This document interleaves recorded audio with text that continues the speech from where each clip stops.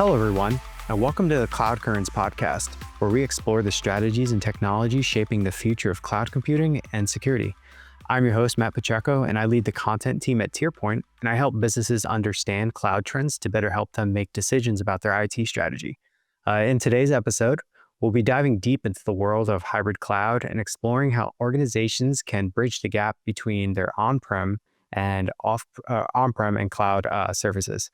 We're joined by Kristopher Turner, a Microsoft MVP in Azure and product technology architect at TierPoint. Kristopher has over 20 years of experience in the tech world. He's become a recognized expert in hybrid cloud architectures, particularly with Microsoft's Azure Local, formerly known as Azure Stack. He's also knowledgeable in Azure Arc and hybrid infrastructure solutions. And he's also a sought-out speaker and thought leader in the space, and he brings extensive hands-on knowledge from everything under the sun. In our discussion today, we'll explore kind of the evolving landscape of the cloud, the impact of recent industry changes, specifically with Broadcom VMware, strategies for cost optimization, the integration of AI into the cloud and cloud management and infrastructure, and also discussing practical approaches for migrating legacy apps and all that great stuff that comes with cloud migration and managing today's modern cloud landscape. So thank you for joining us today, Kristopher. We're really excited to have you on. Thanks for having me. I'm looking forward to it. Sweet. So let's jump into it. I love to ask this question. It's can you walk us through your career journey from where you started to where you're at right now? Oh boy, in third grade? No, I'm just kidding. Let's see. I started actually. Oh man. I was working at America Online in Albuquerque, New Mexico, as a tech support person, and I heard an advertisement for this company that would censor, specific kind of internet material. And I was like, you can't censor internet material. You can't filter it out. So I joined that ISP, and I started using it. And it was a good ISP. It was family friendly. It had a lot of good censor things going on. But I would always have issues because I started using them as a hosting company too. But I always call the support, and finally support called the local franchise and said, hey, look, this guy knows more than us. You need to hire him. So I got hired by these companies, left AOL and Gateway 2000, went down to this little tiny mom and pop shop. There was like 15 different franchises for this company. And the guy took me under his wing, taught me all about NT4 and Radius and how to configure US robotics modem pools. And so that's where my start in IT came, was NT4 days. And it kind of just went from there. I left there, went to actually became a VMware guy. I got certified in a VMware certified engineer role back in the 2005 time period. So it was probably like VMware 4.0, 4.5, kind of really old school VMware stuff. And then I joined the dark side. I moved over to Microsoft, started using SMS, 2003 SCOM. Actually, it was MOM back before SCOM. And that's how I got kind of the Microsoft path.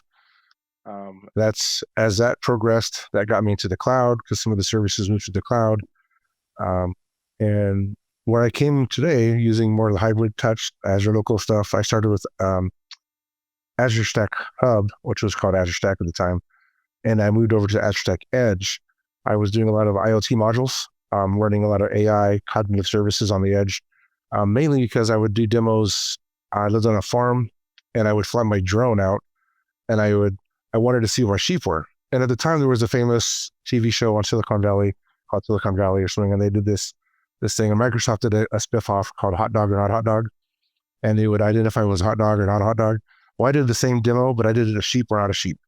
And that's how I started getting into more of the cognitive service AI on the edge kind of thing. And that's kind of progressed me into the natural pattern from Azure Stack Edge to Azure Stack HCI to Azure Local, and with a huge background in a lot of what lies underneath all these technologies. And that's Hyper-V, Windows Server, storage spaces, direct, all that.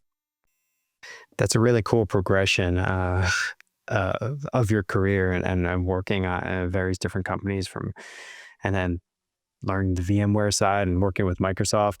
So I would love to talk about Azure Local. That's something we don't talk about as often. A lot of our episodes are focused on kind of public cloud. So we're talking constantly at AWS, Azure, but I'd love to dig into um, this aspect of the hybrid cloud, because a lot of businesses are using the hybrid cloud. They're not just in one cloud.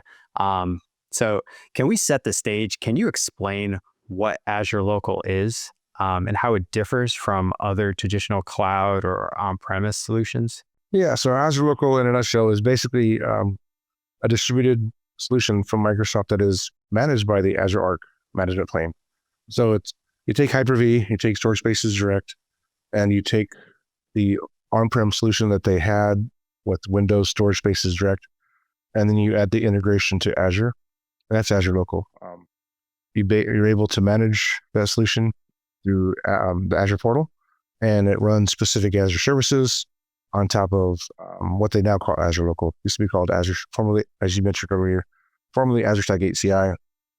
So it's basically a solution that is nearly fully managed from Azure, providing specific Azure services on-prem where you might need those services because you have some kind of restrictions that you can't move to the cloud. You might have some data sovereignty, things like that you need to stay on-prem, but you still want to be able to take advantage of some of those Azure services as well.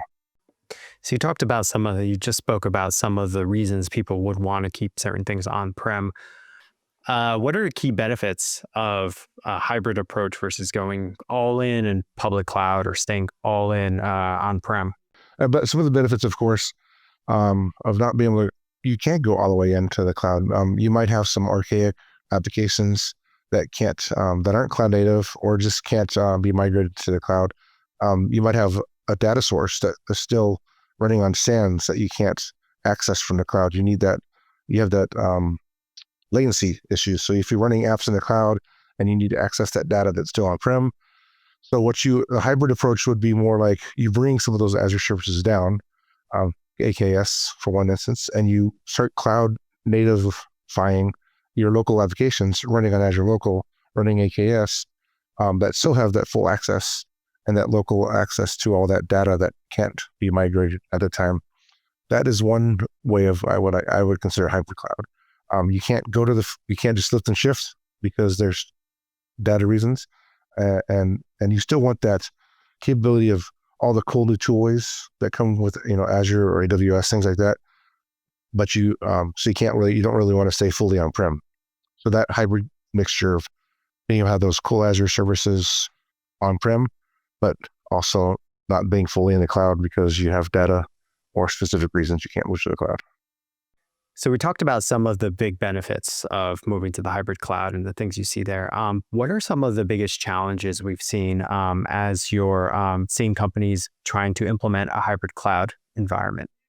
I think with the hybrid cloud environment, some of the biggest challenges, one is, especially if you're migrating off of VMware, the knowledge that comes from that. If you're coming to like a Hyper-V environment or an Azure Local environment, or even Nutanix or any other hybrid cloud solution, you have a whole bunch of skill set around VMware and trying to come over and have that same skill set spread across any of those other platforms. They're not apples to apples, they're apple to oranges kind of thing. So it's the same kind of tool sets that you might use in VMware and the same way you support VMware and all that stuff you can't do with like your Hyper-V clusters or your Azure Local clusters or Nutanix. It's a whole different mindset when it comes to the knowledge base. So there's a learning curve there.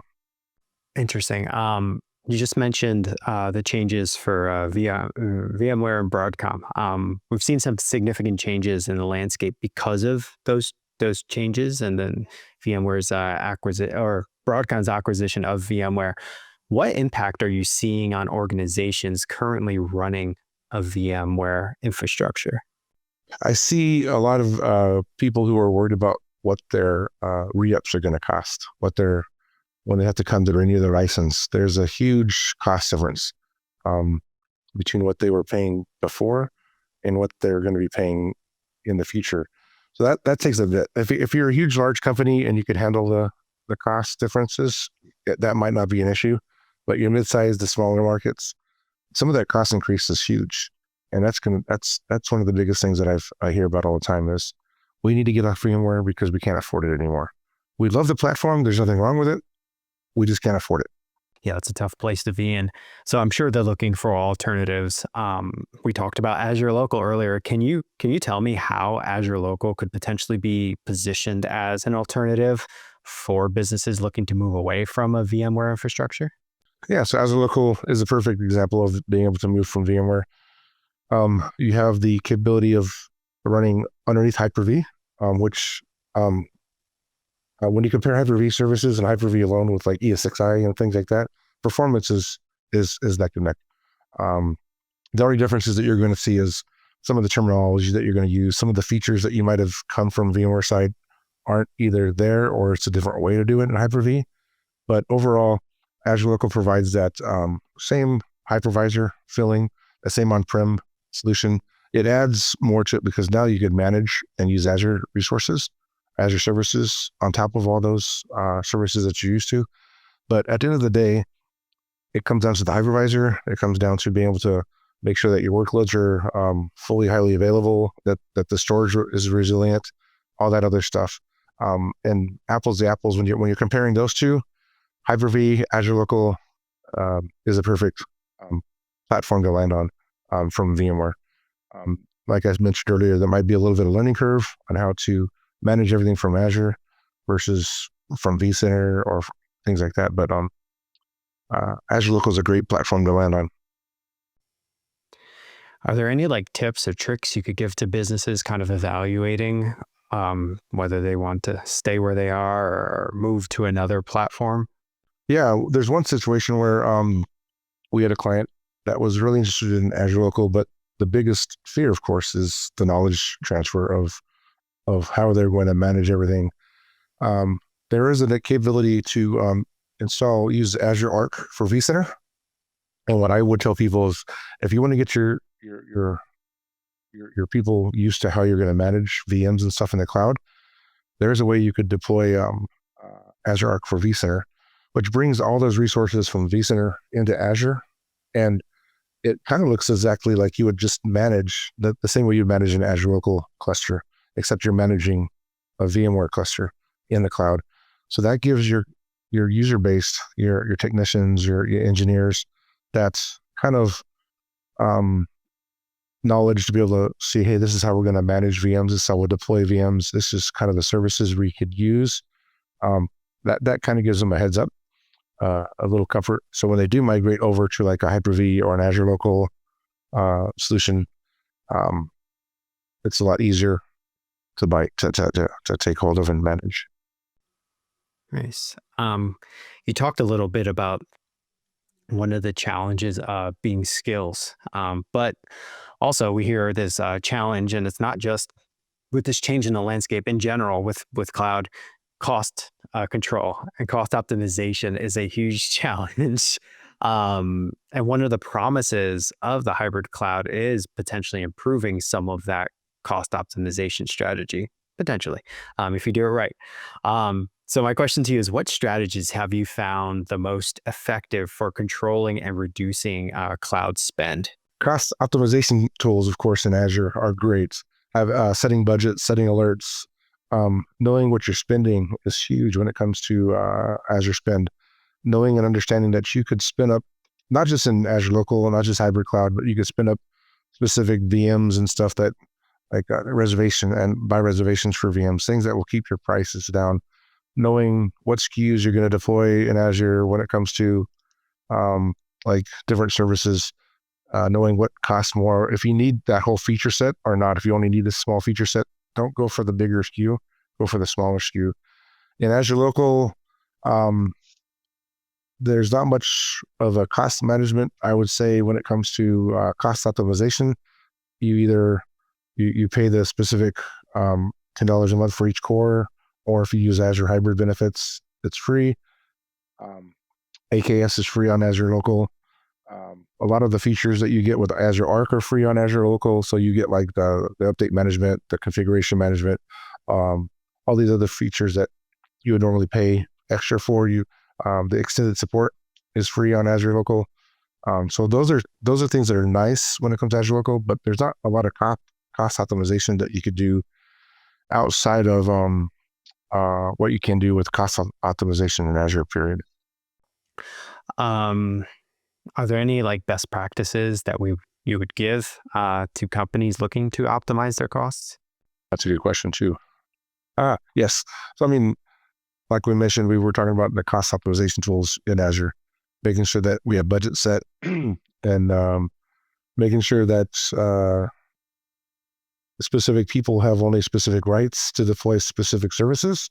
Because there's other organizations you walk into and they're like, hey, we got a $20,000 bill this month because somebody enabled Defender for Cloud and Sentinel and installed a log analytics agent and started importing tons of logs, without having those logs transformed or limited how much log data could come in.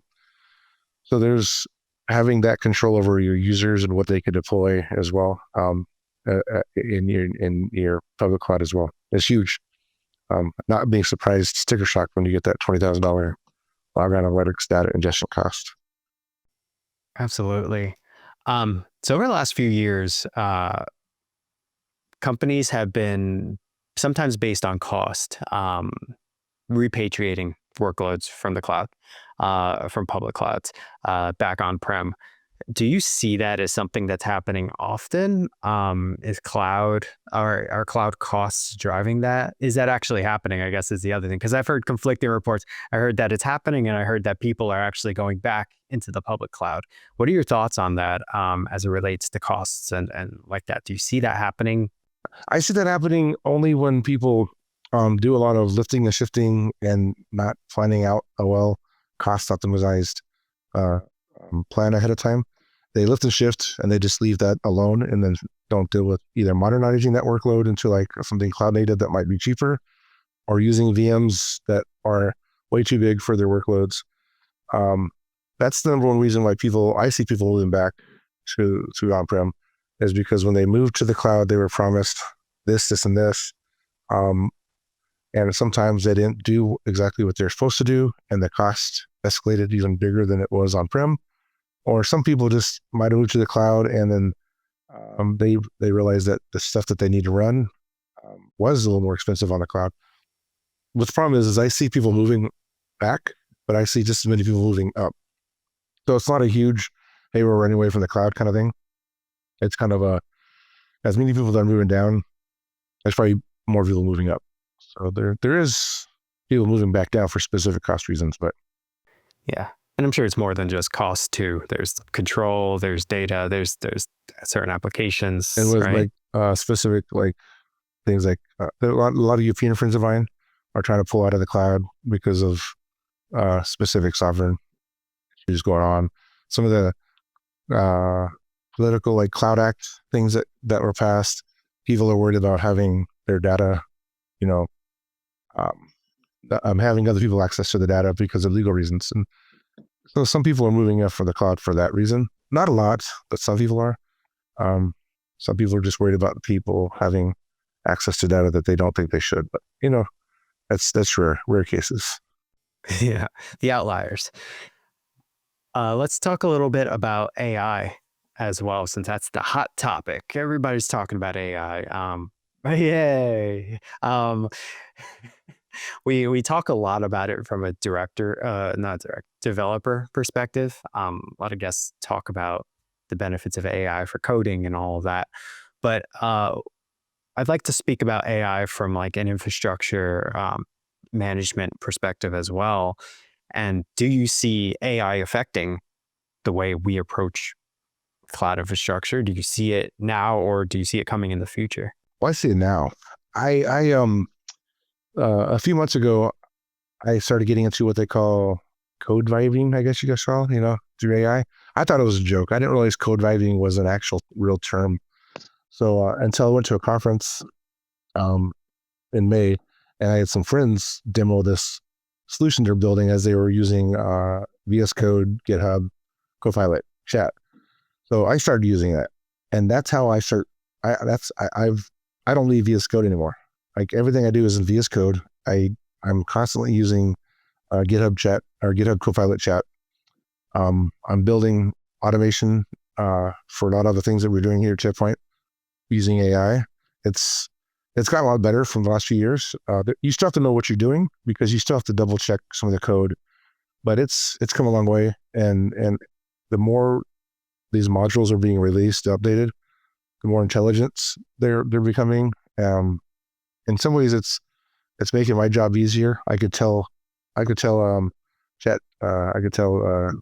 Copilot chat, hey, I want to deploy a key vault in Azure. I need to make sure that it's only on private endpoints. I need to make sure that only specific accounts can have access, and this and that and that. I need to have a bicep deployment version of it. I also need to be able to use Terraform and Ansible too. And I let it run. And in 90% of the cases, as long as my prompts are good, it does a really good job at building those bicep solution and the Ansible and the Terraform. And 99% of the time, if I try deploying it, it works. I'm pretty surprised. Yeah. Are there any limitations or challenges you've encountered with using these tools? Yeah. I always, I'm not gonna do. I'm gonna do a selfish plug, but I'm doing speaking on this exact thing at the Cloud Summit in Branson in September. It's TierPoint sponsored, but and basically I tell people that working with AI in this environment is like working with a toddler. If you're not telling, you could tell a toddler to go walk across the yard, get me that ball, and come back. How many times will that toddler walk across the yard, bring the ball back to me exactly the way I tell it? You have to tell that toddler, okay, stop, don't look to the right, don't look to the left, ignore the squirrel, ignore the puppy, keep walking, get the ball, turn around, come back to me. And same with AI, especially with specific modules. You could tell it to do something, and sometimes it just goes crazy. Like I'm telling it the document, what we just deployed, and it does a great job at documenting, but then also there's 15 other documents that are, the documents are great, but it goes off on a wild goose chase. If you're not telling it exactly how to give it specific instructions, it could frustrate you really bad. That's why I like to compare AI with the toddler. Yeah, no, it makes a lot of sense, even from a marketing perspective when I use it. And I'm usually prompting dozens of times in some instances to get what I want. I still have to watch over it like I watch over my kids. So I completely get the metaphor. Really cool. How do you see AI evolving in the context of cloud management over the next few years? That's a good point. I know with Azure, there's like the Copilot for Azure and things like that. So right now you could do simple queries and find out, hey, this service is having issues, and it'll come back and tell you exactly. I see it more evolving into helping you do fully automated solutions, kind of like what we do with code vibing. I see it being able to be more like a level one kind of help desk, level one kind of support, junior admin kind of thing, where you might be able to do some of those repetitive tasks using AI over and over again without having to actually have somebody in that position to do that. But you still need somebody to manage and watch over the AI. So it's in my sense, it's not taking somebody's job. It's giving somebody a different job. Does that make sense? But it's going to help your overall organization move forward, especially with infrastructure as code and being able to maybe help with cost optimization in the long run. Say, hey, how's this set up? Save me money, kind of thing. Yeah, I mean the large language models from like ChatGPT or others, you can ask them like, how do I manage my family budget? I'm sure as they get more advanced and we get better data, it'll do a better job of doing that for businesses and if it can already. Some people do some wild things on the public ChatGPT tools as they're learning. Cool. So I want to switch gears a little. I want to talk a little bit about cloud migration. It's going to get a little into Azure Local again, veer from our AI fun, maybe a little bit about legacy applications as well. Because Because we find that a lot of businesses have these applications that they want to move to the cloud, but they weren't necessarily designed for the cloud. How do tools like Azure Local and others help address that kind of challenge? That's a good question. So with Azure Local, it would be more of a platform that you could land on and develop your cloud native apps, because you're able to run Kubernetes AKS locally, and then not have that spend in Azure while you're doing that cloud native, especially for old legacy apps that are local. Using tools like Azure Migrate that has a lot of different added connectivity to that to be able to, hey, can this app be cloud native? Can this app be modernized while we migrate it? Things like that. Those are perfect tools to be able to modernize that old legacy app in that sense. And then hit that platform of Azure Local to be able to run those cloud native apps until you're 100% sure that you're ready to move that to Azure as well. Very nice. So tools like Azure Local, which was just Azure Stack before, they're relatively new in the scene comparatively. Traditional cloud migration kind of approaches, how do you modernize those approaches when talking about these new tools? Like, what advice do you give to help people understand and modernize their approach to cloud migration? To just public cloud itself, or to like Azure Local? Either one or both. So that's migrating from like an environment like VMware to Azure, or VMware to AVS, Azure VMware Service, or Azure Local. There's different things that you have to consider when you're migrating from like VMware to Azure. You're going to do a lot of discovery and a lot of what services are linked and all that stuff, so you can migrate all these services together. That discovery is going to be able to give you an idea of what sizing of VM you're going to need in Azure. In Azure, you go by SKUs, so you have specific SKU types that you could pick, like D4, D whatever. In Azure Local, there's no SKU type. In Azure Local, you could have a VM that has one CPU and 16 gigs of RAM, and that's up to you. It's how you want to build that VM. So that kind of differs. So when you're using the same Azure migration tool to migrate to Azure Local, that kind of discovery process isn't needed, because you don't really, it's not going to suggest to you what size of Azure or SKU you need on Azure. It's still great to pull that data and know, hey, look, this VM's only running at this process level. It's only using this much memory. So you can still kind of scope your Azure Local VMs to match that, but it's not going to automatically tell you that, hey, you need a D4 or an N something or an E series in that sense. So that's kind of the difference when it comes to migration to the cloud versus migration to Azure Local in that sense. It's also not going to, this kind of advanced tools that we talked about earlier with Azure Migrate, and other tools, of course, to migrate from VMware to the cloud, could give you a little more insight to the services that are mapped, things like that. Actually give you the ability to see if, hey, can I upgrade the SQL database to a different SQL database? Can I use a SQL managed instance instead of a SQL Server database?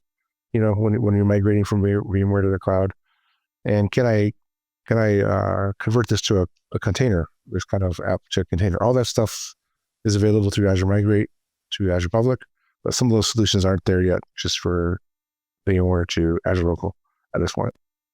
Thank you. Fun question. Maybe not so fun for the people that experienced it. But you've worked in a lot of different companies in this space. What are some of the most common mistakes organizations make when doing a cloud migration, specifically when they're migrating something like legacy applications? The biggest mistake I see is they believe that they're going to lift and shift, and then they're going to cloud modernize right away. So they do the lift and shift process, and they lift and shift everything up to Azure, and then years go by, and they've not touched those archaic old legacy apps that could have been migrated to a native cloud app, which would have saved them a lot more money. That's some of the biggest things that I see is the whole lift and shift, and they're forgetting about it. Let's talk about the future. what emerging trends in hybrid cloud um, or cloud in general are you excited about the most? Oh, wow. What am I excited the most? That's a good question. AI, of course, there's a lot of AI trends coming out, especially when it comes to some of those AI solutions that are going to be on-prem versus, like machine learning and things like that, that you can now, AI Studio, things like that, that you could run on Azure Local. All these different services that are coming to Azure Local. It's kind of exciting for those who don't truly need to go to the cloud. Then, of course, in the cloud, the whole AI scene and the intelligence behind it. Um, I wasn't a big AI proponent before in the past, or is that the right word for it? But anyway, but the more I use it, especially when it comes to documentation and it being able to take what's in my head and what I write in notes and be able to actually form it to where people can actually read and understand it. That's awesome.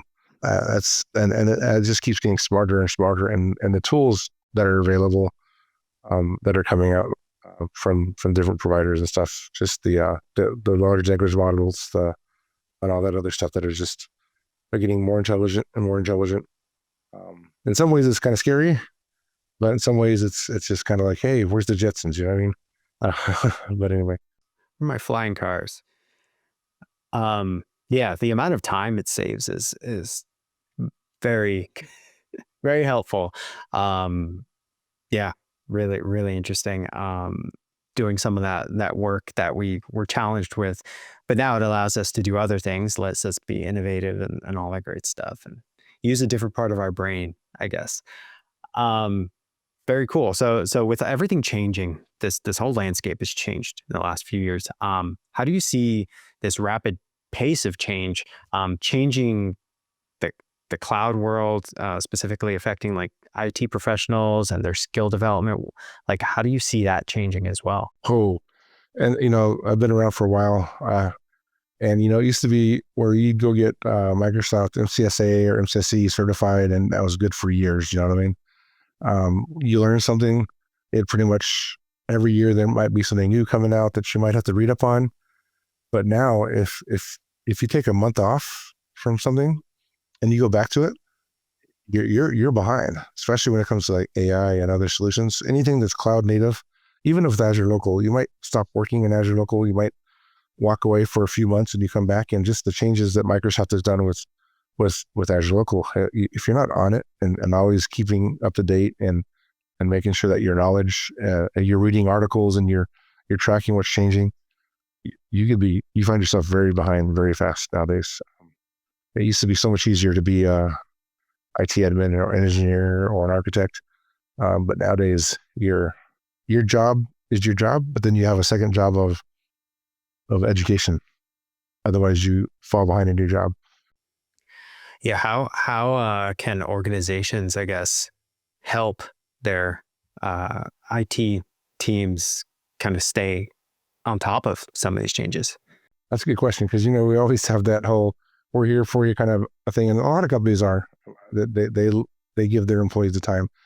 I think the biggest thing is giving your employees time during their work hours, to be able to catch up and not just read, but have some kind of environment where they could practice and demo and get hands-on approach to some of these changes is huge. Um, for those employees, that there might be people who can't do that during their work hours, so they have to do that on their personal hours, which is bad in my opinion. You shouldn't be doing some of this stuff in your personal hours when it comes to trying to catch up to what your job is. So those companies that give their employee that opportunity to go to conferences, for one thing, go to user groups, do things online, interact with other people, learn, and if your company gives you that opportunity to do that, that's awesome. That's huge, and not take it out of your own time. Awesome. So someone's starting, we kind of talked about this a little bit, but someone's starting their career in IT. What advice would you give them as they're starting in this brave new world? Um, Jump in the hot water right away. No, just kidding. Just start. Like I said, the best way to learn is getting your hands on. If you don't have the means to if you don't have a company that's willing to give you some kind of a AWS or Azure or any kind of subscription, that there are other methods that you could do through Microsoft that gives you some free services. There's a lot of services on Microsoft that if you just create a tenant and then you just create you could create a pay-as-you-go subscription, or you create a free subscription. And then there's a lot of services within Azure that are free. VMs that are free, services that are free. You get hands-on with those things and you start building your knowledge based on that. That's what I would give. There's some tools out there around demoing specific products using some of the free services. Find those kind of products out there. Build your knowledge base around the free stuff is the key. Unless you could afford to pay a huge subscription cost for some of the bigger, more expensive stuff. But yeah, there's a lot of user groups out there to get hold of, to learn from. A lot of blogs, a lot of MVPs at Microsoft who blog and who are willing to share their knowledge. Slack channels, team channels, all that stuff. Jump right in, find them, ask questions, no matter how dumb they might sound. Ask them anyway. Yeah, that's what I would suggest for somebody coming into the IT world. And then try to pick an area, because right now it's so expanded. You can't, even with AI, there's so many sub areas with AI that you could pick. With security, there's so many areas of security you go with. Azure infrastructure, hybrid, all that other stuff. Try to pick one and kind of focus on it and get your knowledge in that, and then kind of migrate away from that as well. And start, you know what I mean?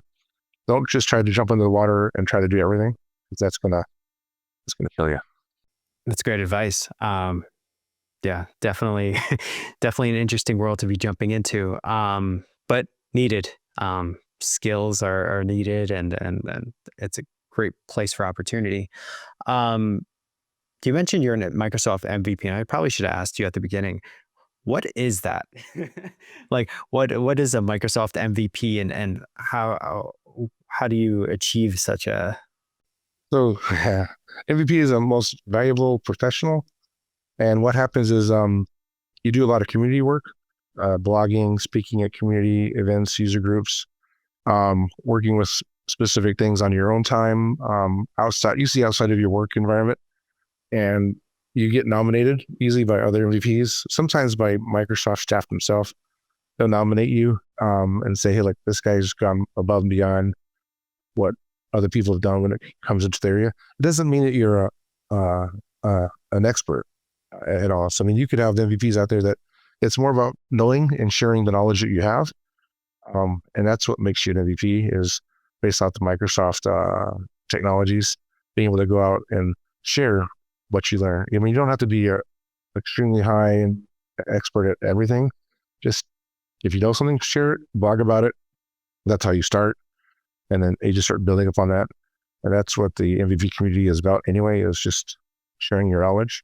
Some people think that MVPs know everything and they're like the gold standard, but we're not. We just know how to, we just love to share what we know. And that's how it starts. And then you get nominated for it, and then Kind of like you're doing here. Yes, exactly. So we appreciate you. We appreciate learning from you today. And as we close out this episode, I have just one question for you, and it's a fun one. But can you tell us about the event you're speaking at next month in September?